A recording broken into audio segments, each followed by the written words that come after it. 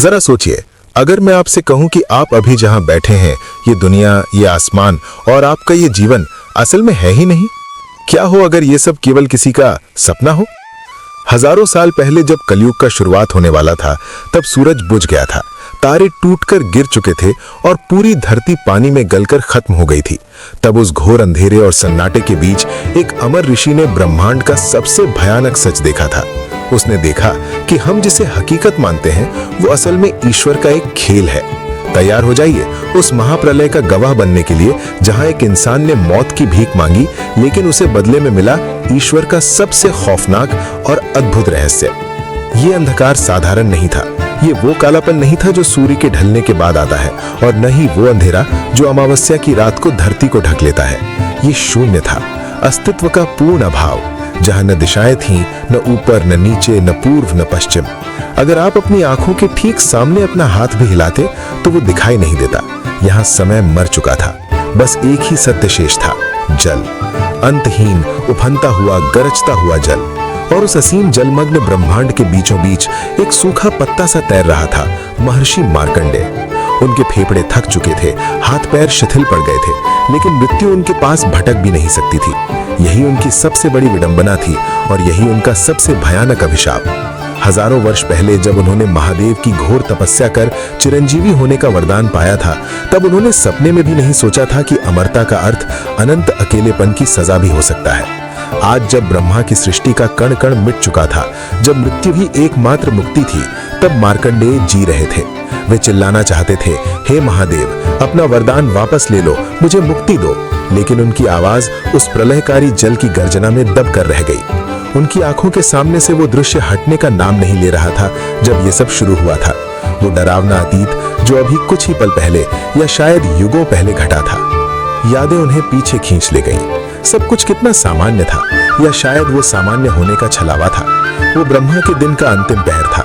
पुष्पभद्रा नदी के तट पर मार्कंडेय का आश्रम अपनी शांत गरिमा में खड़ा था। शिष्य वेदों का पाठ कर रहे थे, हिरण चर रहे थे और अग्निहोत्र का धुआं आकाश की ओर उठ रहा था। लेकिन तभी प्रकृति ने अचानक मौन धारण कर लिया। ये शांति सुकून देने वाली नहीं, बल्कि बेचैन करने वाली थी। पक्षियों ने चहकाना बंद कर दिया। हवा जो हमेशा बहती थी, अचानक थम गई। वृक्षों के पत्ते तक हिलना बंद हो गए। एक भारी दमघोटू सन्नाटा पूरी धरती पर छा गया। महर्षि ने अपनी धुरनी से उठकर आकाश की ओर देखा। आसमान का रंग जो हमेशा नीला और सौम्य रहता था, अब बदलने लगा था। वो पीला, फिर मटमैला और अंत में एक बीमार बैंगनी रंग का हो गया। हवा में एक अजीब सी गंध घुल गई थी, जैसी गंध शमशान में जलती हुई चिताओं और सड़े हुए मांस से मिलने से बनती है। ये गंध मृत्यु की थी। महर्षि ने अपनी दिव्य दृष्टि से देखा कि देवता अपने विमानों में बैठकर भयभीत होकर सत्यलोक की ओर भाग रहे थे। वे जानते थे कि क्या आने वाला है। वे मनुष्य लोक को, धरती के प्राणियों को उनके भाग्य के भरोसे छोड़कर जा रहे थे। मार्कंडेय रुक गए। वे नहीं भागे। उनका तप उनका कवच था, लेकिन उनके मन में एक सिहरन दौड़ गई। क्या इसी को अंत कहते हैं? प्रलय धीरे धीरे नहीं आया, उसने करवट बदली और कहर बनकर टूट पड़ा। शास्त्रों में लिखा था कि प्रलय से पहले 100 वर्षों तक सूखा होगी, लेकिन उसे साक्षात देखना किसी नरक से कम नहीं था। बादलों ने आकाश का त्याग कर दिया। नदियां सूखकर केवल रेत की लकीरें बन गईं। वृक्षों के हरे पत्ते जलकर राख हो गए और धरती फटने लगी। भूख से तड़पते जानवर एक दूसरे को नोचने लगे और फिर वे भी शांत हो गए। धरती पर केवल हड्डियों के ढेर बचे थे। और फिर क्षितिज पर वो दृश्य उभरा जिसने मार्कंडेय की आत्मा को झंझोड़ दिया। एक नहीं, दो नहीं, 7 सूर्य एक साथ आकाश में उदय हुए। ये कोई साधारण धूप नहीं थी, ये संवर्तक अग्नि थी। 7 सूर्यों ने मिलकर धरती को एक जलते हुए तवे में बदल दिया। गर्मी इतनी भयानक थी कि पत्थर मोम की तरह पिघलने लगे। हिमालय की बर्फीली चोटियां जो युगों से अडिग थीं, भाप बनकर उड़ गईं। समुद्र जो अपनी सीमाओं में रहता था, उबलने लगा। खौलता हुआ पानी और उसमें तड़पते हुए अरबों जलचर। मार्कंडेय ने अपनी आंखों से उस महाविनाश को देखा। सबसे भयावह दृश्य पाताल लोक का था।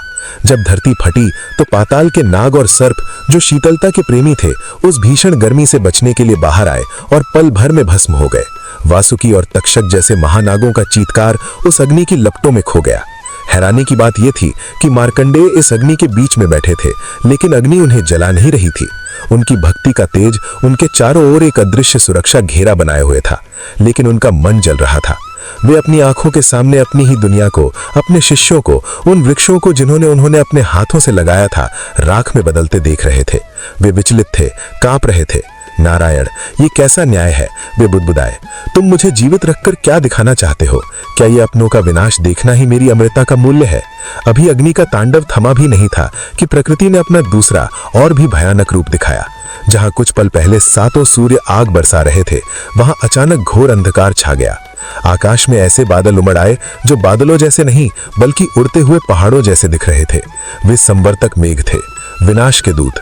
उनका आकार हाथियों जैसा विशाल था और उनके भीतर चमकने वाली बिजली की कौंध इतनी तीव्र थी कि अगर कोई साधारण मनुष्य उसे देख लेता तो उसकी आंखें सदा के लिए फूट जाती।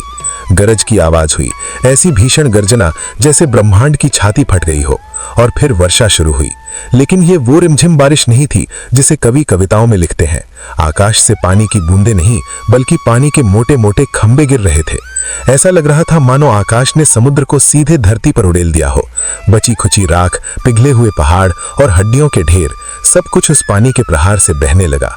मार्कंडेय का आश्रम जो अग्नि से बच गया था, पानी के पहले ही प्रहार में तिनके की तरह बह गया। धरती डूबने लगी। पहले मैदान डूबे, फिर पहाड़ और अंत में सबसे ऊंची चोटियां भी जलमग्न हो गई। मार्कंडेय अब जमीन पर नहीं थे, जमीन बची ही नहीं थी। वे पानी में थे, थपेड़े खाते हुए, लहरों के बीच उछलते हुए। ऊपर से गिरता हुआ पानी हथौड़ों की तरह उनके शरीर पर लग रहा था।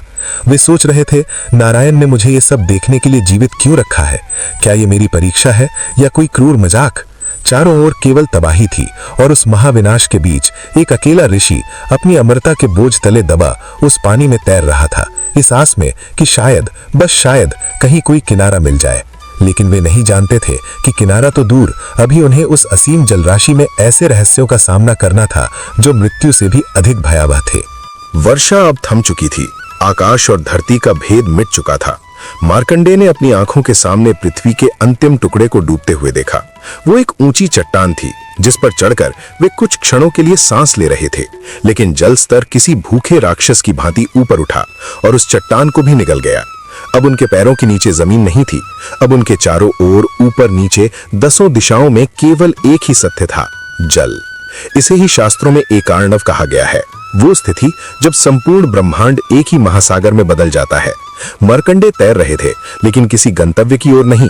गंतव्य बचा ही नहीं था। उनके मन में सबसे गहरा आघात तब लगा जब उन्होंने पानी की सतह पर कुछ तैरते हुए देखा। वे शव थे, मनुष्यों के, पशुओं के, गंधर्वों के।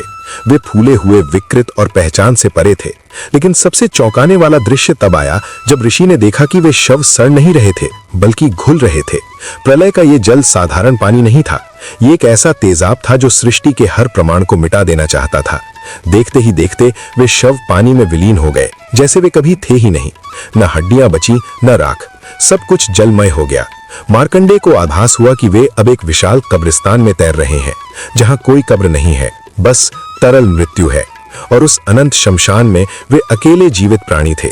अकेलापन, ये शब्द अपने आप में कितना भारी हो सकता है, इसका अनुभव मार्कंडेय को अब हो रहा था। सूरज और चांद डूब चुके थे, तारों का मंडल बिखर चुका था। अब न दिन था न रात। समय जो सूर्य की गति से मापा जाता था अब अपने अस्तित्व खो चुका था। मार्कंडेय को तैरते हुए कितना समय बीता था? क्या ये एक पहर था, एक दिन या 100 साल? इस सवाल का कोई जवाब नहीं था। चारों तरफ केवल घुप अंधेरा था, ऐसा अंधेरा जो आंखों को ही नहीं मन को भी अंधा बना दे। इस काल शून्य स्थिति में ऋषि का मन भ्रमित होने लगा। इसे मनोवैज्ञानिक मृत्यु कहा जा सकता है। सन्नाटा इतना गहरा था कि उन्हें अपने दिल की धड़कन भी हथौड़े जैसी सुनाई दे रही थी। कभी कभी उन्हें लगता कि पानी के भीतर से कोई उन्हें पुकार रहा है। वे चौंक कर पीछे देखते, लेकिन वहां केवल काली लहरें थीं। कभी उन्हें लगता कि उनके पैरों को किसी ने स्पर्श किया है, कोई चिकनी ठंडी चीज। क्या वो कोई मगरमच्छ था या प्रलय के जल में उत्पन्न हुआ कोई नया जल राक्षस? भय उनके रोम रोम में बस गया। वे जो ब्रह्मर्षि थे, जिन्हें वेदों का ज्ञान था, अब एक डरे हुए बच्चे की तरह कांप रहे थे। उनका ज्ञान इस अनंत अंधकार के आगे व्यर्थ था। यहाँ तर्क नहीं, केवल अस्तित्व का संकट था। शारीरिक पीड़ा भी कम नहीं थी। वरदान ने उन्हें मृत्यु से तो बचा लिया था, लेकिन पीड़ा से नहीं। उनका शरीर गल नहीं रहा था, डूब नहीं रहा था, लेकिन भूख और प्यास अपनी चरम सीमा पर थी। पेट की आग उन्हें भीतर से जला रही थी। खारा पानी पीने से गला और छिल जाता था। वे चिल्लाए, नारायण नारायण, लेकिन उनकी आवाज लहरों की गर्जना में दब गई। कोई उत्तर नहीं आया, न कोई आकाशवाणी हुई, न कोई विमान आया। धीरे धीरे उनकी प्रार्थना आक्रोश में बदलने लगी। एक भक्त का धैर्य टूटने लगा। वे गरजते हुए बोले, कहाँ हो तुम? क्या यही तुम्हारी करुणा है? क्या इसीलिए मुझे अमर बनाया था कि मैं इस नर्क को भोग सकूं? यदि तुम सर्वव्यापी हो तो मुझे इस पीड़ा से मुक्त क्यों नहीं करते? मुझे मार क्यों नहीं देते? उन्होंने ईश्वर को कोसा, अपनी तकदीर को कोसा और उस क्षण को कोसा जब उन्होंने तपस्या की थी। ये दृश्य हृदय विदारक था। एक महान ऋषि पानी के बीचों बीच भूख से पागल होकर अपने ही आराध्य को गालियां दे रहा था। ये दिखाता था कि जब प्रकृति अपनी क्रूरता पर आती है तो बड़े से बड़े ज्ञानी का विवेक भी डगमगा जाता है। हताशा अपने चरम पर पहुंच गई। मार्कंडेय ने निर्णय लिया कि वे अब और संघर्ष नहीं करेंगे। वे मरना चाहते थे। वरदान गया भाड़ में। उन्होंने अपने हाथ पैर चलाना बंद कर दिया। उन्होंने अपनी सांस रोक ली और शरीर को ढीला छोड़ दिया ताकि वे डूब सके। वे पानी के नीचे जाने लगे। फेफड़ों में पानी भरने की कोशिश की ताकि दम घुट जाए, लेकिन विडंबना देखिए, पानी उन्हें डुबोता और फिर किसी रबर की गेंद की तरह वापस सतह पर फेंक देता। उनका शरीर मृत्यु को स्वीकार ही नहीं कर रहा था। वे चाहकर भी मर नहीं पा रहे थे। वे रो पड़े। आंसुओं का खारा पानी समुद्र के खारे पानी में मिल गया। अमरता जो कभी सबसे बड़ा उपहार थी, अब उनके लिए सबसे बड़ी बेड़ियां बन गई थी। वे इस जर कारावास में कैद थे और चाबी स्वयं ईश्वर ने कहीं छिपा दी थी। तभी उस निराशा के क्षण में एक नई रहस्यमयी घटना घटी। मार्कंडेय, जो थके हारे पानी की सतह पर चित लेटे थे, ने अपनी धुंधली आंखों से नीचे गहराई में देखा। उस अथाह काले पानी के भीतर बहुत नीचे उन्हें कुछ विशालकाय परछाइयां तैरती हुई दिखाई दी। वे मछलियां नहीं थी। उनका आकार पहाड़ों जैसा था। वे धीरे धीरे रेंगते हुए चल रही थी। क्या वे शेषनाग थे या वे प्रलय काल के प्राचीन दैत्य थे जो अब जाग उठे थे? एक पल के लिए मार्कंडेय का खून जम गया। उन्हें लगा कि एक विशाल छाया उनके ठीक नीचे से गुजरी है। पानी में एक भंवर सा बना और वे उसमें घूमने लगे। वो डर अब आध्यात्मिक नहीं बल्कि बहुत ही आदिम था, अज्ञात का डर। उन्हें लगा कि कोई उन्हें नीचे से देख रहा है, कोई ऐसी शक्ति जो देवताओं से भी पुरानी है। वे समझ नहीं पा रहे थे कि इस मृत ब्रह्मांड में जहां सब कुछ नष्ट हो चुका है, वहां नीचे जीवित कौन है। जिज्ञासा और भय के इस द्वंद्व में फंसे मार्कंडेय अपनी धुंधली आंखों से उस अंधकार को भेदने की कोशिश कर रहे थे, ये जाने बिना कि वे जिस सत्य की खोज कर रहे हैं वो किसी दैत्य के रूप में नहीं बल्कि एक ऐसे चमत्कार के रूप में सामने आने वाला है जो उनकी बुद्धि के परखच्चे उड़ा देगा। अचानक अंधकार का सीना चीरती हुई एक किरण दिखाई दी। ये कोई साधारण रोशनी नहीं थी, ये एक गहरा नीला प्रकाश था जो उस महाप्रलय के काले जल पर किसी दैवी मणिरत्न की भांति चमक रहा था। मार्कंडेय की थकी हुई आंखों को पहले अपनी दृष्टि पर विश्वास नहीं हुआ। क्या ये मृत्यु का अंतिम भ्रम था या उस अज्ञात शक्ति का कोई नया छल? उसने ऋषि के भीतर सोई हुई जिज्ञासा को झकझोर कर जगा दिया। वे एक अदृश्य ऊर्जा से भर गए। वे उस प्रकाश की ओर तैरने लगे। जैसे जैसे वे निकट पहुंचे वो दृश्य स्पष्ट होता गया। उस उफनते हुए महासागर के बीचों बीच, जिसने हिमालय जैसे विशाल पर्वतों को निगल लिया था, एक विशाल वट वृक्ष खड़ा था। उसकी जड़ें कहाँ थीं, कोई नहीं जानता था। वो अथाह गहराई से उगा था या पानी पर तैर रहा था, ये कहना असंभव था। उसकी हरी पत्तियां प्रलय की उस विशैली हवा में भी ताजी थीं। सबसे आश्चर्यजनक बात यह थी कि प्रलय की जो लहरें पूरी दुनिया को ध्वस्त कर रही थीं, वे इस वृक्ष के पास आते ही शांत हो जाती थीं, मानो उस वृक्ष के चारों ओर एक अदृश्य लक्ष्मण रेखा खींची गई हो। मार्कंडेय हांफते हुए उस वट वृक्ष की एक लटकती हुई जटा को पकड़कर ऊपर चढ़ गए। उन्होंने जो देखा उसने उनके रोम रोम में सिहरन पैदा कर दी। वट वृक्ष के एक बड़े, चौड़े और कोमल पत्ते पर एक नवजात शिशु लेटा हुआ था। वो बालक, उसका वर्णन शब्दों की सीमा से परे था। उसका रंग पानी से भरे बादल जैसा गहरा था, लेकिन उसके शरीर से करोड़ों सूर्यों का तेज निकल रहा था।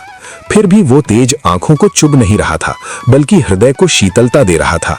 उसके घुंघराले बाल, कमल जैसी बड़ी बड़ी आंखें और होठों पर खेलती एक रहस्यमयी मुस्कान। चारों ओर ब्रह्मांड की लाशें तैर रही थीं। सन्नाटा और मौत का तांडव था, और यहाँ प्रलय के केंद्र में ये बालक निश्चिंत होकर अपने पैर का अंगूठा अपने मुंह में लेकर चूस रहा था। ये दृश्य कितना विरोधाभासपूर्ण था। एक ओर विनाश का हाहाकार और दूसरी ओर मासूमियत की पराकाष्ठा। ऋषि मार्कंडेय, जो वेदों के ज्ञाता थे, इस दृश्य को देखकर अपनी सुध बुध खो बैठे। उन्हें लगा शायद वे पागल हो चुके हैं। वे कांपते हुए उस पत्ते के समीप गए और अपनी रुंधे हुए गले से पूछा, हे देव स्वरूप बालक, तुम कौन हो? जहां देवता, असुर और पर्वत सब नष्ट हो चुके हैं, वहां तुम इस प्रलय में सुरक्षित कैसे हो? क्या तुम मृत्यु हो या तुम जीवन हो? बालक ने कोई उत्तर नहीं दिया। उसने अपनी बड़ी बड़ी ब्रह्मांड जैसी गहरी आंखों से बस एक पल के लिए मार्कंडेय की ओर देखा। उस दृष्टि में न तो परिचय था, न ही अजनबीपन, बस एक खामोश मुस्कान थी, जैसे कोई बड़ों के बचकाने प्रश्नों पर मुस्कुराता है। ऋषि का अहंकार आहत हुआ। वे हजारों वर्षों के तपस्वी थे। उन्हें लगा कि ये बालक उनकी उपेक्षा कर रहा है। वे पुनः कुछ पूछने ही वाले थे कि तभी एक अकल्पनीय घटना घटी। बालक ने सांस ली। ये कोई सामान्य सांस नहीं थी। जैसे ही उस बालक ने हवा को अपने भीतर खींचा, वहां एक ब्रह्मांडीय बवंडर पैदा हो गया। हवा का दबाव इतना भयानक था कि मार्कंडेय, जो खुद को अमर और शक्तिशाली ऋषि मानते थे, एक सूखे तिनके या एक तुच्छ मच्छर की भांति उस खिंचाव में उड़ गए। उन्होंने उस वट वृक्ष को पकड़ने की कोशिश की, चिल्लाने की कोशिश की, लेकिन उस ईश्वरीय श्वास का वेग अटूट था। वे उस बालक के खुले हुए मुख की ओर खिंचे चले गए। उनका शरीर, उनका अस्तित्व, उनका ज्ञान, सब कुछ उस महाशक्ति के आगे नगण्य हो गया। और अगले ही क्षण बिना किसी चेतावनी के वे उस बालक के नाक के रास्ते उसके शरीर के भीतर प्रवेश कर गए। अंधकार, घोर अंधकार, और फिर प्रकाश। मार्कंडेय को लगा था कि वे किसी जठराग्नि में जल जाएंगे या किसी अंधेरी गुफा में कैद हो जाएंगे, लेकिन जैसे ही उन्होंने उस बालक के शरीर के भीतर आंखें खोली, उनके होश उड़ गए। उनके पैरों के नीचे ठोस जमीन थी, ऊपर नीला आकाश था, और सामने सामने वही दुनिया थी जिसे वे बाहर डूबते हुए देखाए थे। ये एक ऐसा झटका था जिसने ऋषि के मानसिक संतुलन को लगभग ध्वस्त कर दिया।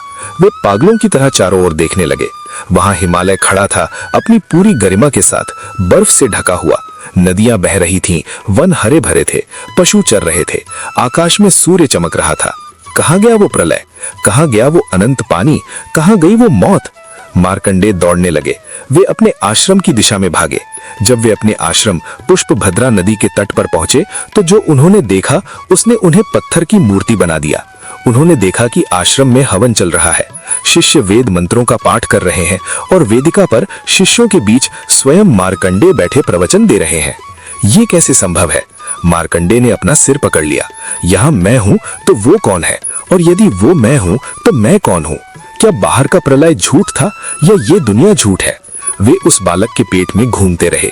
ये केवल पृथ्वी नहीं थी। उन्होंने ऊपर देखा तो स्वर्ग लोक के देवता अपने महलों में विहार कर रहे थे। नीचे देखा तो पाताल में असुर और नाग अपनी दुनिया में मग्न थे। उन्होंने उस बालक के उदर में संपूर्ण ब्रह्मांड को देखा। तारे, नक्षत्र, ग्रह, उपग्रह सब कुछ अपनी धुरी पर घूम रहे थे। उन्होंने देखा कि समय यहाँ अलग गति से चल रहा है। बाहर प्रलय थी, लेकिन भीतर सृष्टि का चक्र अपनी पूरी गति से चल रहा था। जैसे जैसे वे गहराई में गए, रहस्य और गहराता गया। उन्होंने देखा कि उस बालक के शरीर के हर रोम छिद्र में एक अलग ब्रह्मांड था।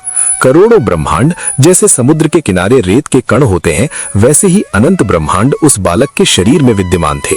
किसी ब्रह्मांड में अभी सृष्टि बन रही थी तो किसी में प्रलय हो रहा था, किसी में त्रेता युग चल रहा था तो किसी में द्वापर। ये मल्टीवर्स का साक्षात दर्शन था। ऋषि को अपनी लघुता का एहसास हुआ।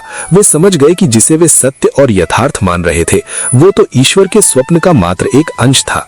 वे जिसे बाहर विनाश समझकर रो रहे थे, वो भीतर संरक्षण के रूप में सुरक्षित था। बीज नष्ट नहीं हुआ था। मार्कंडेय उस असीम विस्तार में भटकते रहे, शायद 100 साल या शायद एक क्षण। समय का यहाँ कोई मान नहीं था।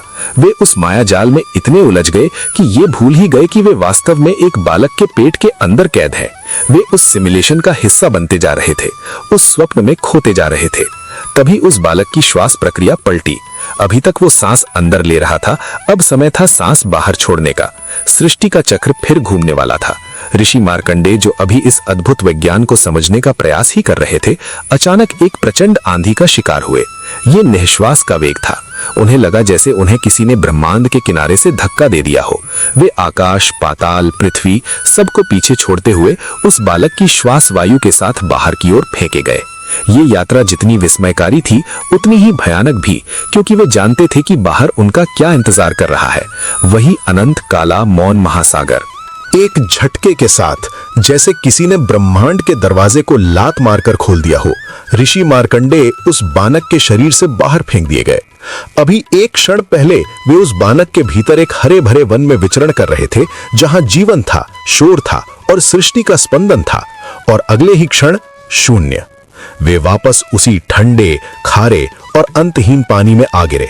छपाक की आवाज उस अनंत सन्नाटे में गूंज उठी। मार्कंडेय ने हड़बड़ाकर अपनी आंखें खोली। वही प्रलय का जल, वही घुप अंधेरा और उनके सामने उसी वटवृक्ष के पत्ते पर लेटा हुआ वही रहस्यमयी बालक। सब कुछ वैसा ही था जैसे वे छोड़कर गए थे, लेकिन मार्कंडेय के लिए सदियां बीत चुकी थीं। उनका मन भ्रमित था। क्या वो दुनिया सच थी जो उन्होंने अभी भीतर देखी, या ये पानी सच है जिसमें वे अब तैर रहे हैं? वे हांफते हुए तैरकर पुनः उस बालक के पास पहुंचे। अब उनकी आंखों में जिज्ञासा नहीं बल्कि भय और श्रद्धा का मिश्रण था।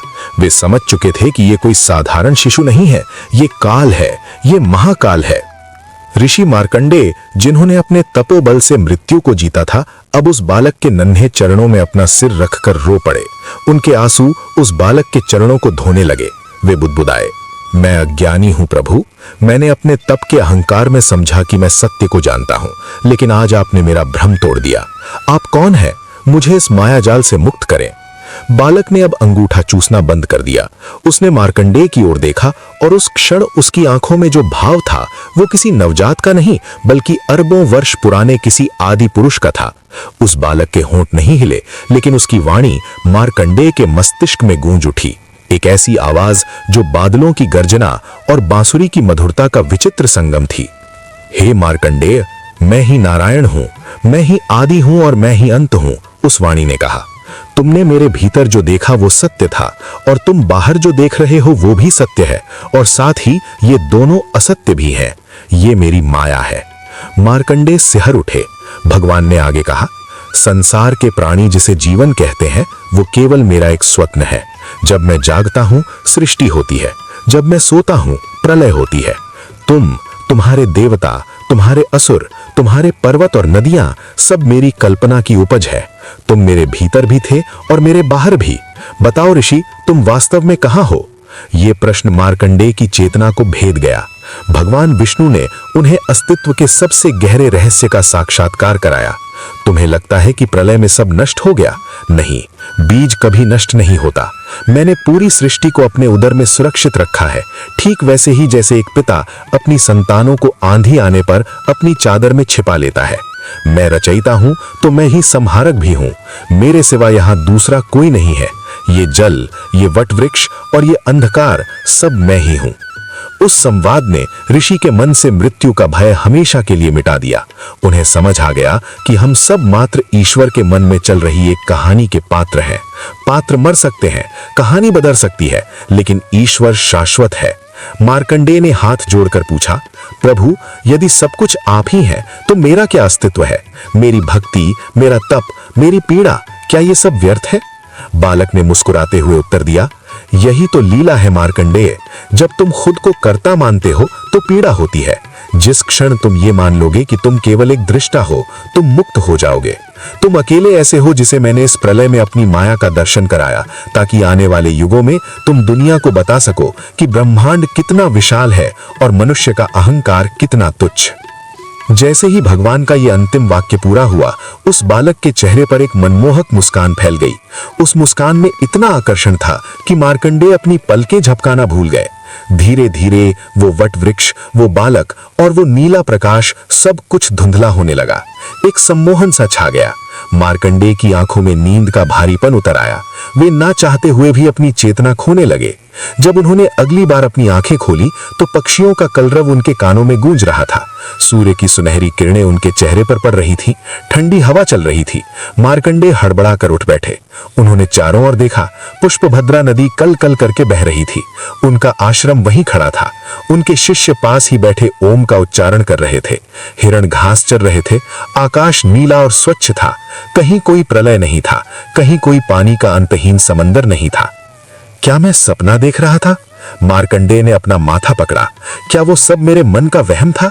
क्या वो प्रलय, वो अंधकार, वो बालक सब एक बुरा सपना था? उन्हें लगा कि शायद ध्यान करते करते उन्हें झपकी आ गई थी, लेकिन तभी जैसे ही वे उठने के लिए आगे झुके, उनका ध्यान उनके वस्त्रों पर गया। उनके वस्त्र गीले थे और वो साधारण पानी से गीले नहीं थे, बल्कि उनसे समुद्र के खारेपन और सड़ी हुई काई की गंध आ रही थी। उनकी जटाओं से अभी भी पानी टपक रहा था। मार्कंडेय स्तब्ध रह गए। ये प्रमाण था, ये सबूत था कि वो यात्रा मानसिक नहीं बल्कि यथार्थ थी। वे सच में प्रलय को देखकर लौटे थे। ईश्वर ने समय के चक्र को रीसेट कर दिया था। दुनिया फिर से वहीं से शुरू हो गई थी जहां से रुकी थी। लेकिन मार्कंडेय अब वो ऋषि नहीं रहे थे जो पहले थे। वे अब एक ऐसे साक्षी थे जिसने पर्दे के पीछे का खेल देख लिया था। कथा समाप्त करते हुए मार्कंडेय की आंखें आज भी उस स्मृति से गीली हो जाती हैं। वे अपने सामने बैठे युधिष्ठिर और अन्य शिष्यों की ओर देखते हैं जो मंत्रमुग्ध होकर ये कहानी सुन रहे थे। आश्रम में सन्नाटा छाया हुआ था। मार्कंडेय ने एक गहरी सांस ली और भविष्य की ओर देखते हुए कहा, हे राजन, मैंने तुम्हें ये कथा इसलिए सुनाई क्योंकि आने वाला युग जिसे कलयुग कहते हैं वो बहुत विचित्र होगा। उस युग में मनुष्य ईश्वर को भूल जाएगा। वो अपनी बुद्धि के अहंकार में चूर होकर अपनी एक अलग दुनिया बनाएगा। वे यंत्रों के माध्यम से एक ऐसी माया रचेगा जिसमें वो खो जाएगा। वो कांच के छोटे छोटे टुकड़ों में पूरा ब्रह्मांड खोजने की कोशिश करेगा, ठीक वैसे ही जैसे मैं उस बालक के पेट में ब्रह्मांड देख रहा था। उसे लगेगा कि वो रचयिता है, वो सब कुछ नियंत्रित कर सकता है। वो वर्चुअल दुनिया को ही सच मान बैठेगा और असली सत्य प्रकृति और ईश्वर से मुंह मोड़ लेगा। लेकिन याद रखना, मार्कंडेय का स्वर गंभीर हो गया। जब मनुष्य का ये भ्रम और अहंकार चरम पर होगा, जब वो सोचेगा कि उसने मृत्यु और जीवन पर विजय पा ली है, तब नारायण फिर पलक झपकाएंगे। एक वायरस, एक युद्ध या एक प्राकृतिक आपदा और सब कुछ ठहर जाएगा। उनका बनाया सिमुलेशन ढह जाएगा, क्योंकि अंत में व्यवस्थापक वही एक है। हम ब्रह्मांड में नगण्य हैं, हम धूल के कण से भी छोटे हैं। ईश्वर की माया को तर्क से समझना असंभव है, केवल समर्पण ही मार्ग है। जो इस सत्य को जान लेता है वो उस बालक की मुस्कान की तरह प्रलय के बीच भी शांत रह सकता है। बाकी सब केवल माया है। इतना कहकर महर्षि मार्कंडेय शांत हो गए और हवा में केवल नारायण नारायण की गूंज शेष रह गई। महर्षि मार्कंडेय की ये कथा केवल एक प्राचीन कहानी नहीं बल्कि हम सब के लिए एक चेतावनी है। हम अपनी छोटी सी जिंदगी, अपनी शोहरत और अपने अहंकार को लेकर इतने गंभीर हैं मानो हम ही इस ब्रह्मांड के मालिक हों। लेकिन याद रखिएगा, मार्कंडेय आज भी अमर है और इसी कलयुग में है, ये बताने के लिए कि जो उन्होंने देखा वो सच था। हम आज जिस डिजिटल मायाजाल और सुख सुविधाओं की दुनिया में जी रहे हैं वो किसी भी पल ईश्वर की एक मुस्कान के साथ रीसेट हो सकती है। इस विशाल ब्रह्मांड में आप और हम महज एक धूल के कण हैं जो किसी दिव्य स्वप्न का हिस्सा है। तो अगली बार जब आपको अपने होने पर अहंकार हो तो उस वट वृक्ष पर लेटे उस बालक को याद कर लेना जिसकी एक सांस आपको इस दुनिया में लाती है और दूसरी सांस आपको शून्य में विलीन कर सकती है। क्योंकि अंत में न विज्ञान बचेगा न तकनीक, बचेगा तो केवल वही जो शुरू से था। सत्य केवल भगवान है, बाकी सब बस एक माया है।